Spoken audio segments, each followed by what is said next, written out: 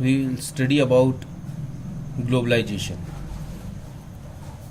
Globalization, it means the linkage of our economy with the world's economy, or integration of the economy of a country with the economies of the other countries, and that is under the free flow of trade and capital across borders. It means anyone can trade in any country and anyone can invest in any other country. So globalization may be defined as a process associated with increasing openness. What we do in globalization, we increase openness, we open the borders, we open the trade between different countries.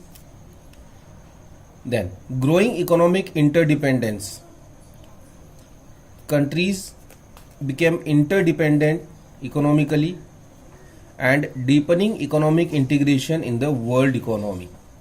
So by these two steps, the economic integration deepens in the world economy, so that every country remains dependent on each other.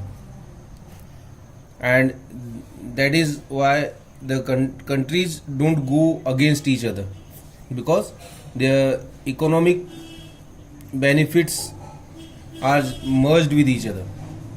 Economic reforms aim to integrating the Indian economy with global economy. If we talk in the Indian context, the integration of Indian economy with the global economy is called was the aim of Indian economic reforms.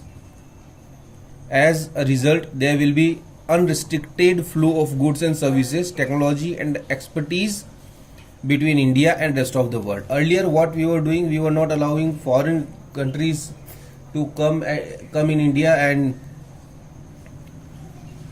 trade freely. They were allowed to trade, but very strictly. There were a lot of restrictions in that. But now everything would go with a flow, and basically it was there in the field of capital and in technology. It means the people other countries can invest in the country, and they can bring new technology in the country. So that was the prime objective of globalization. What policies and strategies we have used for promoting the globalization in the country?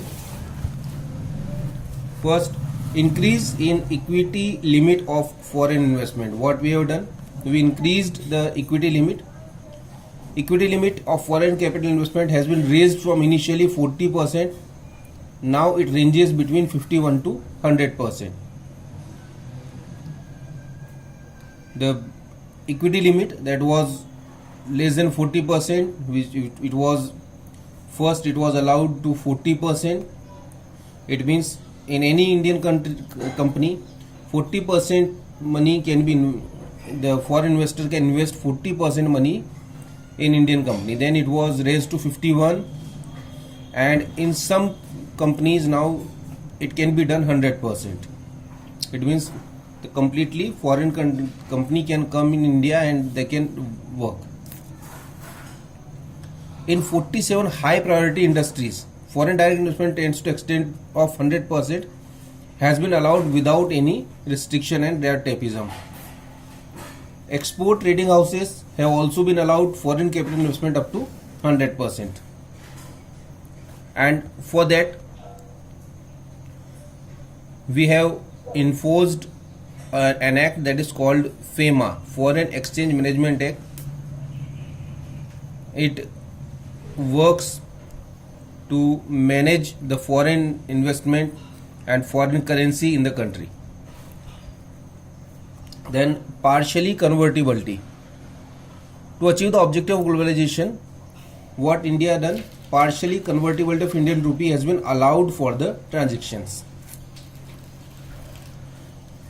It means the sale of and purchase of foreign currency at the market price. People can sell and purchase the foreign currency in India in market price, that is beneficiary for import and export of goods and services, that is beneficiary for the payment of interest and dividend, and the remittances to meet family expenses. The people who are sending money from foreign countries, they send money in their currency, and people can convert that currency in Indian currency in India. Then long-term trade policy. In conformity with the economic reforms, foreign trade policy is enforced for a longer duration. It means for 5 years. Then reduction in tariff. What we done? We reduced the tariff system in India. In many sectors, we have withdrawn the tariff completely, so that the companies from other country also can come and work in India. Withdrawal of quantitative restrictions.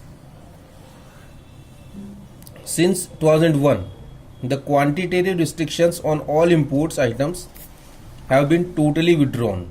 This is in conformity with the India's commitment to the WTO, World Trade Organization. What is WTO and how it works? It is, you can study about the WTO. Now, if we talk about the LPG policies, what are the benefits of LPG policies and what are the losses? What are its merit? Earlier, we were going with the policy of LQP, licensing, quota and permits. Now we have changed it to LPG, liberalization, privatization, globalization. So how this NEP worked in India? The merits of LPG policies. Vibrant economy. Indian economy became a vibrant economy due to these LPG policies. Vibrant, it means a blooming economy, an economy which is growing with a great speed. Stimulation to industrial production. It increased the industrial production, especially in the IT sector. Today, India is one of the largest producer in the IT sector, and our achievements are globally recognized in this field. So this was only possible because of the LPG policies adopted by India.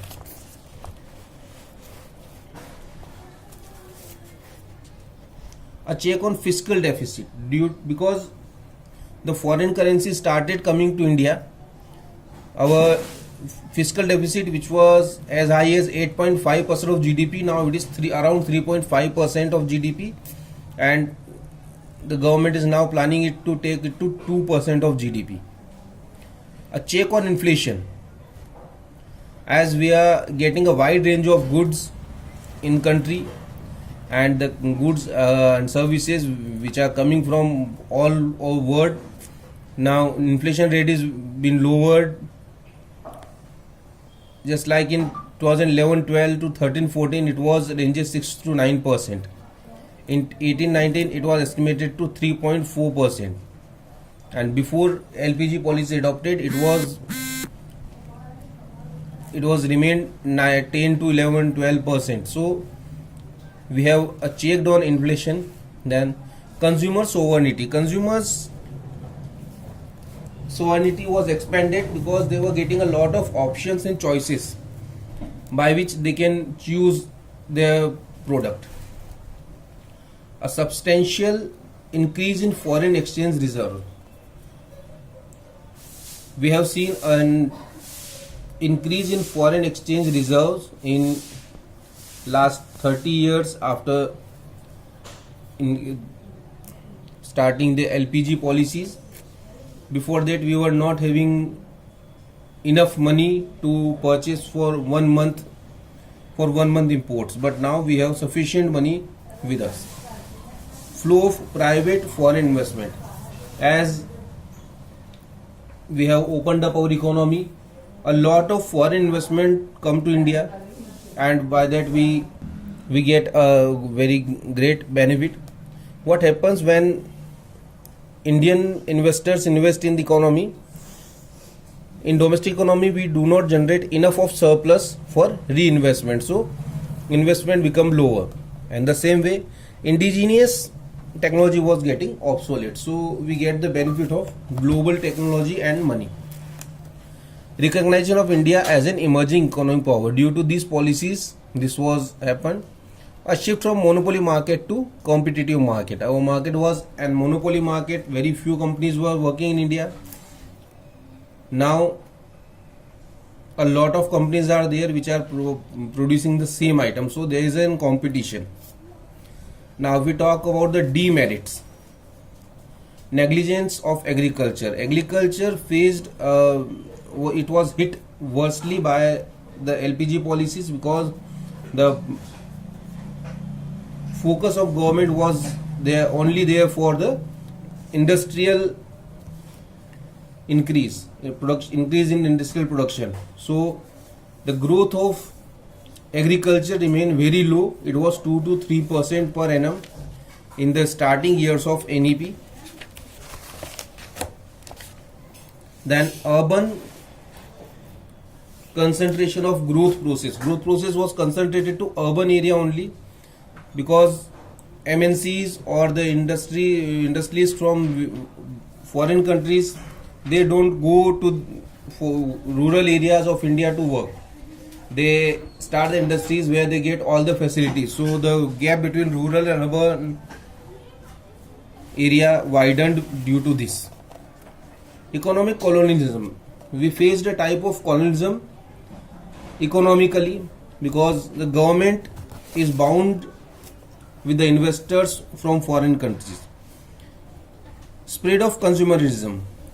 We faced another problem, that was the spread of consumerism. It means as consumer is getting more options and the Western culture is coming to India, people started borrowing a lot. Whether they are in need of the item or not, they started borrowing. Earlier, what Indians have their tendency is that if they need an item, then only they purchase. But now they purchase if whether they are not in need of the item. Lopsided growth process. It in some areas it lopsided our growth process, especially in the field of agriculture.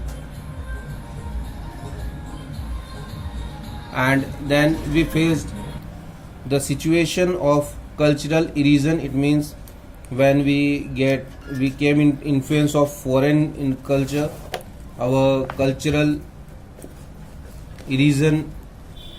We have seen the loyalty towards family, the family ethics, the values, that all these gone down. Now what should we do? Which way to go? Should we subscribe the LPG policies, or should we do some other work? What we can say, that the following things are very necessary to understand about this. We must see to it that we do not surrender to a big players in the international market. These policies will be good for India if we are able to do this. First, that we should not surrender about the big players in the market. Then we must see to it that we do not compromise with the economic interest of our domestic producers. We must see to it that we do not become economically subservient of multinational corporations, and we must be in a position to channelize FDI. So this is all about the new economic policies. This is all about in this chapter. Next time when we meet, we'll start next chapter in this book. Thank you.